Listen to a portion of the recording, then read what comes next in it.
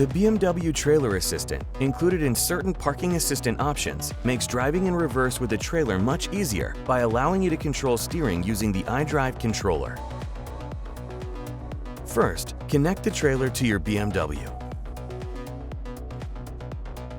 Then press the parking button in the center console and activate the Trailer Assistant. The system prompts you to drive forwards and steer. After a certain distance, the Trailer Assistant is calibrated and ready. This also happens automatically in the background while driving. Once in reverse, you can start the Trailer Assistant.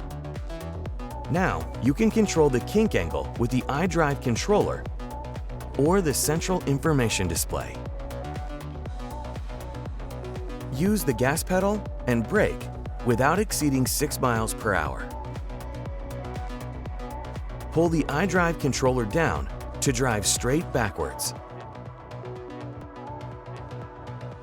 Continue watching our how-to series to get the most out of your BMW.